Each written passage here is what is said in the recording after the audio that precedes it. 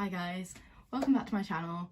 Today's video, as you can see, I've been back home for a while because of coronavirus, so I thought I'd set up a bit of a filming studio in my old childhood, I don't know, like study.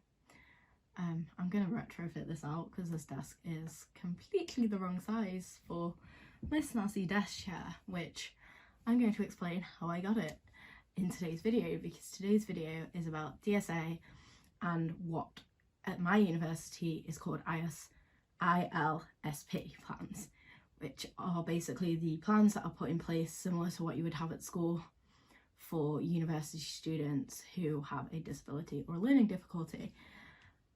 I have a confession to make.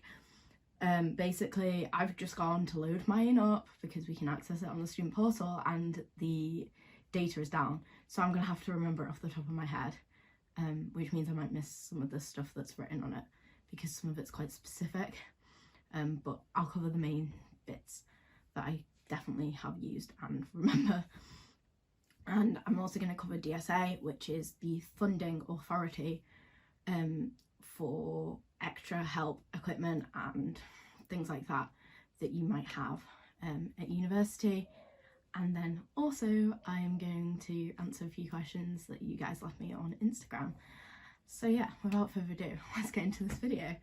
I think the first thing I'll do is explain what my ILSP plan covers. So my plan covers me for my clubfoot, and when it was first arranged I wasn't diagnosed with CRPS. That happened a week before I started university, so I think I got that added on at a later point. I sent them the evidence and they added that on too, but it was pretty much covered anyway, because as part of my the issues that I had with my clubfoot, I had chronic pain. It just didn't have a name, so that was listed down on my plan anyway. So yeah, basically my ISLP starts with my details, my course, my student ID number and my condition, which I think is listed as like some medical impairment, not because there's different sections like learning disability, this, that and the other, and mine's like in other because it's not really covered under any of them.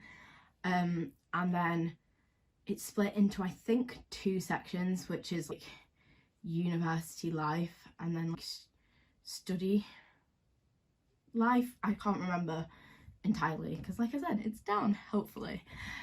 So some of the main adaptations that I get for university is in first year, because I lived out this year, but in first year my accommodation, because in the university's eyes I wouldn't be able to live in one of their standard accommodations, I had my ensuite accommodation reduced down to the cost of a standard accommodation at university in the cost. This was because of the fact that if I was on crutches, a lot of the, especially in certain standard accommodations, the bathrooms are through fire doors, and if I was on my crutches I wouldn't have been able to get through the fire doors, so therefore wouldn't have been able to get to bathrooms. They were also down really long corridors, or at least they were in one of my friend's flats. And then, so that was in first year, my accommodation is discounted.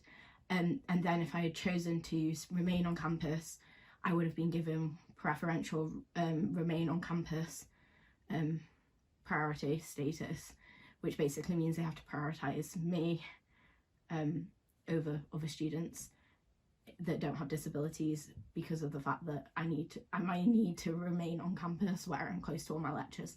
But I chose to live out because I just, yeah, wanted to have that experience. I haven't made up my mind what I'm going to do in 4th year.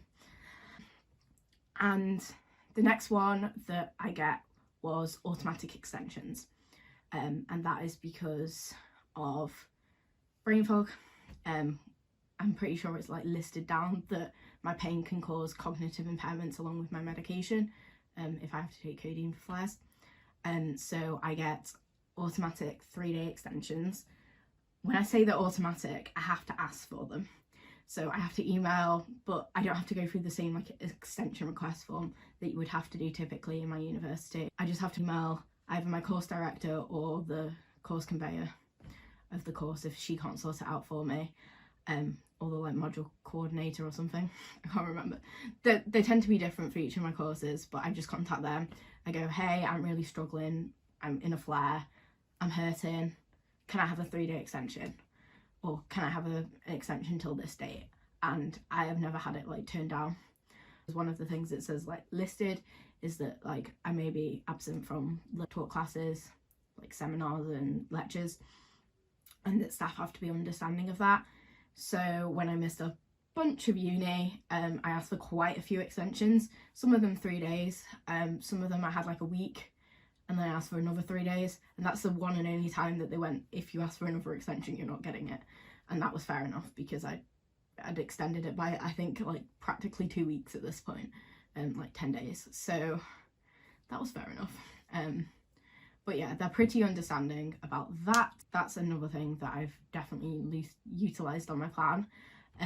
Another one is that I have permission to audio record my lectures, because I've got audio recording equipment through DSA. I haven't really used that though, because no one taught me how to use it, so I don't know how to use it, and it's a bit hard when you don't have like the slides and things like that. I need someone to teach me how to work the recorder basically. So I haven't really utilised that one. I recorded a couple of lectures in first term though, especially if it was like, there was one lecturer that would go off on tangents that weren't even written on his PowerPoint, so I wanted to at least record those so that I could listen back to them. Not that I ever think I did. So that was another one. There's a couple that, because I'm going to get into this kind of like pros and cons of these plans and things. So one of the things that is written on my plan, and it's probably the one that I've had the most trouble with, is that timetabling has to be aware that I cannot walk between classes. I have had 2 instances, so one in first year and one in second year, where they have timetabled me in ridiculously impossible situations. So basically, yeah, timetabling are supposed to be aware of that, and they are supposed to try and accommodate my requests, but they never do. So that's one of the, I think, cons that I would say on my plan, is that. And then when I've contacted disability service and been like, look, this is impossible, it's taken forever to get anything sorted, so I've just kind of had to go along with it, otherwise I would have missed my seminars. So yeah, I think that's the worst thing, is that the communication, you can have the most amazing plan. My plan is beyond what I had at school. In fact, another thing that I do use at uni all the time is I have a smaller room. So there's no more than 15 people in my exam room, which, considering at university, most exams are taken in exam rooms of over 200 people, is obviously makes a massive difference because it's a lot more relaxed. I also get a chair to elevate my leg on, or I can just like ask for a chair to elevate my leg on, and I get 25% extra time in exams, which, to begin with, I just asked for rest breaks because I knew I needed to be able to get up and walk around in exams. Not that I actually do that now, because I find it a bit awkward to just kind of walk, like stand up and then leave. So like, yeah, it's written in my plan that Charlotte may need to like get up and walk both in lectures, seminars, and also in exams.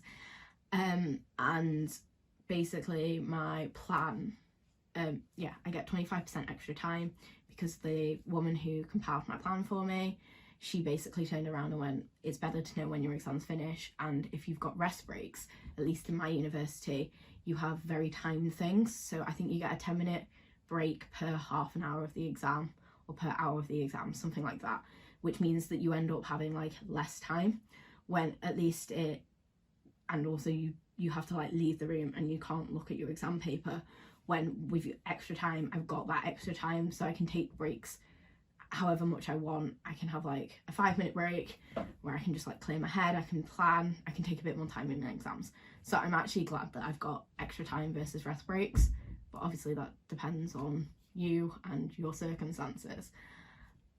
And I think that's pretty much it. Like I said, it would be really helpful if my plan was actually up, and I might do an updated one when I can actually get access to it.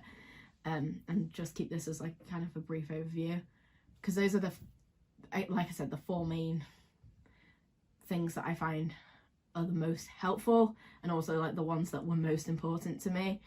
Although the accommodation one, I didn't even realise I was getting until my plan came through, and we were like, what?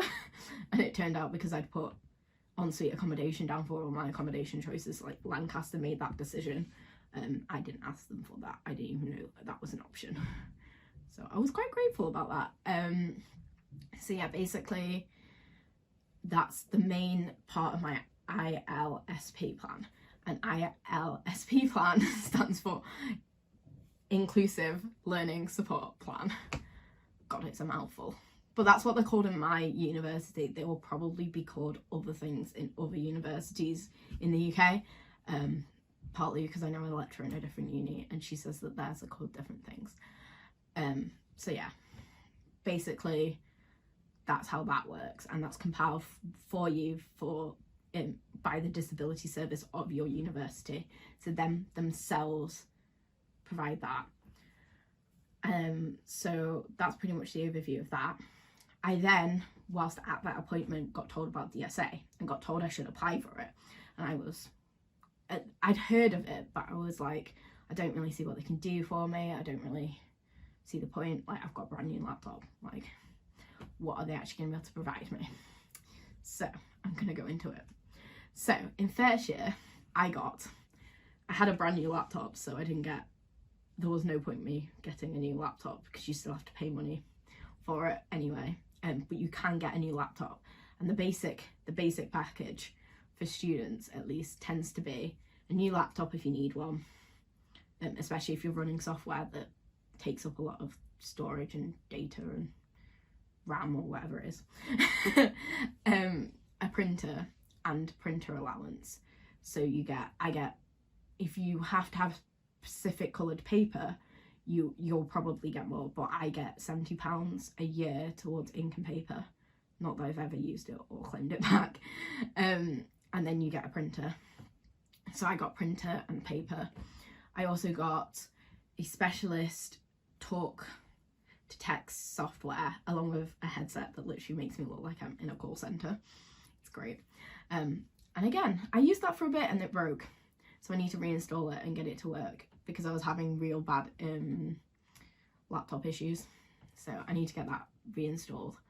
I got an audio recorder, which is like one of those like dictaphones along with a microphone, so that I can get like better targeted I guess information.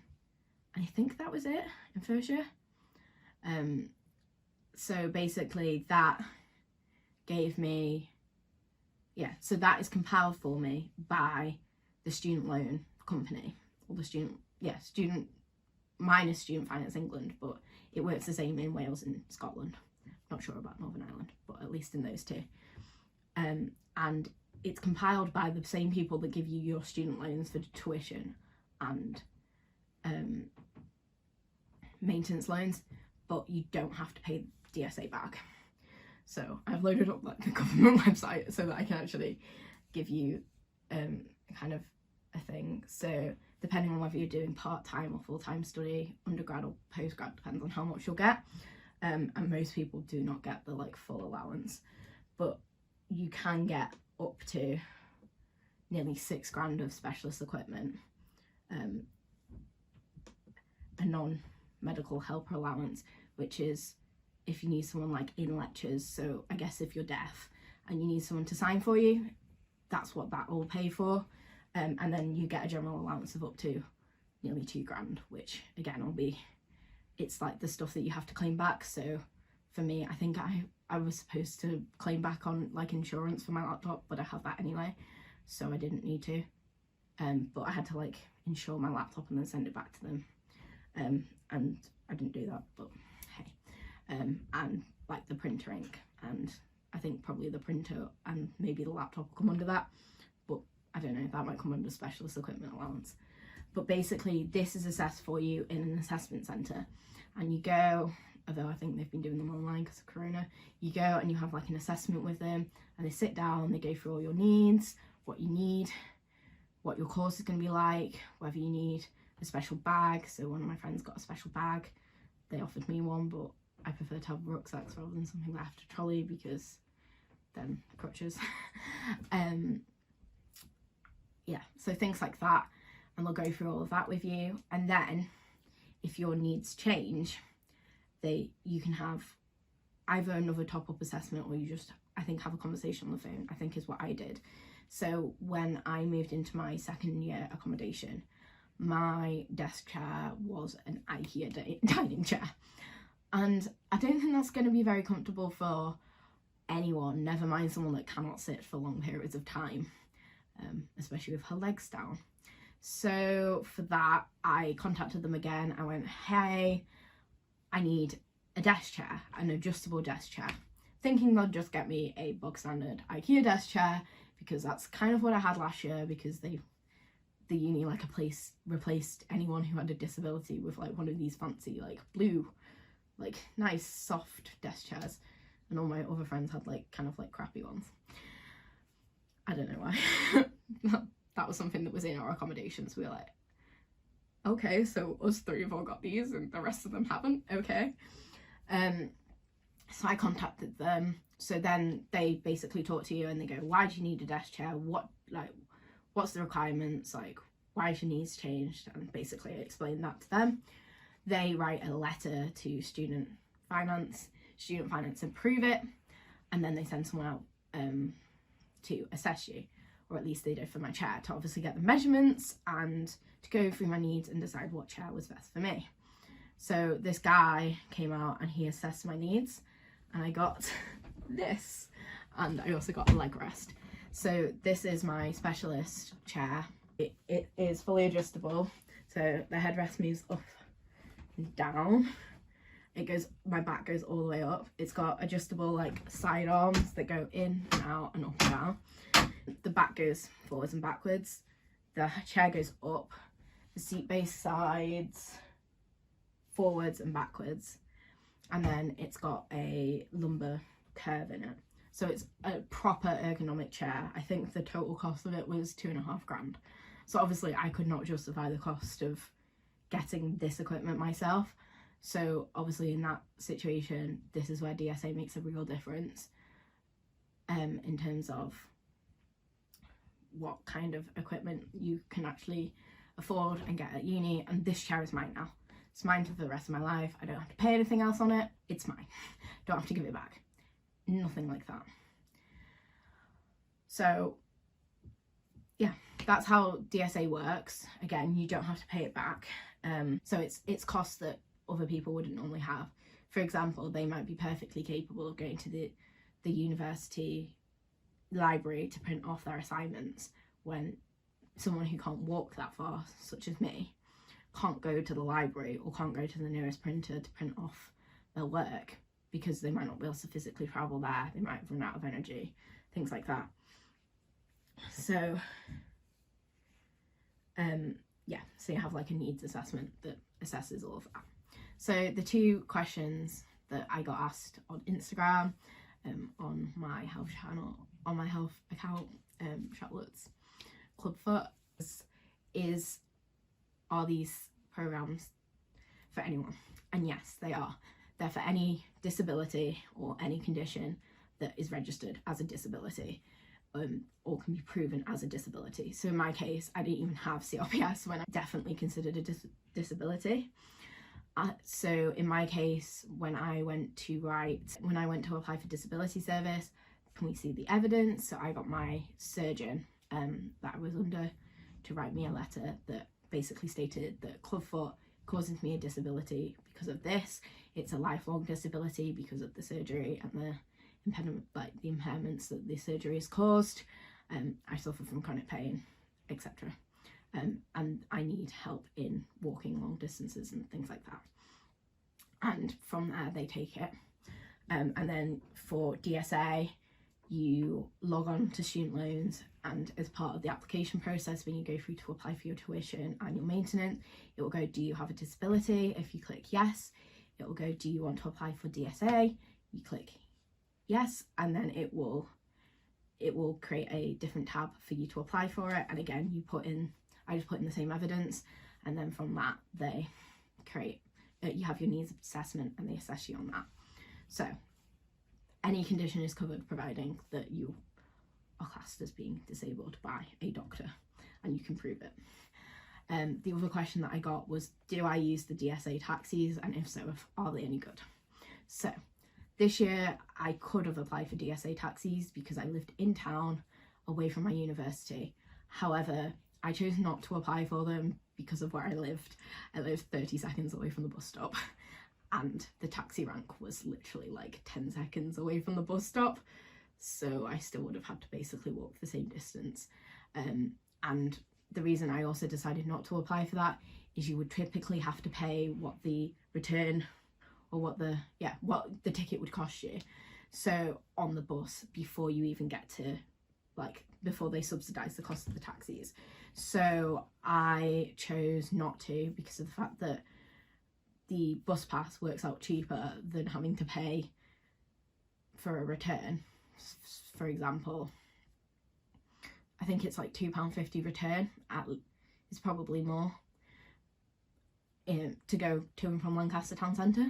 So that's a cost that I would probably have to do. That's like a cost every day that I would have to incur, when with my bus pass I just had like the amount that I paid, and actually I got a refund because of coronavirus. So it's worked out that for like £300 I've had pretty much easy transport in and out of Lancaster and also around it and around campus, because it gives me free travel. When obviously if you're reliant on taxis, you have to call up the taxi, make the taxi come, then you're responsible for getting it refunded through student loans. That can take some time. So it's worth kind of weighing up whether it's worth it for you. Obviously if you're not close to a bus stop, or you live a long way, the buses aren't frequent, you know, you'd have to pay similar costs yourself anyway to get there, then it might be a better idea to use them.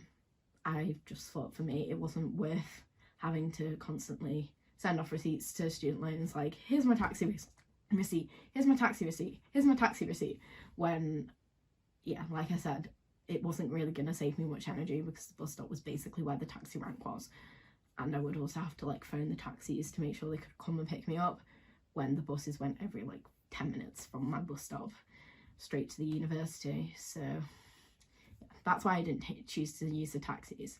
But I do believe, so they're not, so though they're kind of labelled DSA taxis, they're not entirely DSA taxis, they're more taxis that you organise yourself and DSA pays for.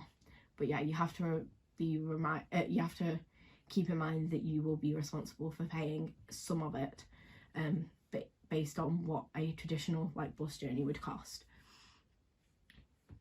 So yeah, that's something to bear in mind.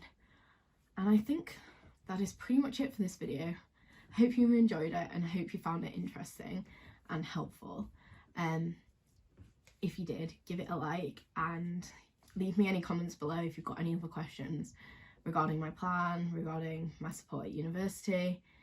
And yeah, I think I will do another in-depth ILSP plan review, kind of summing up my experiences at university, when I can get access to my actual plan and kind of read it from you and kind of say a better understanding of how it's structured. But yeah, that's all for today, and I will see you in the next video. Bye!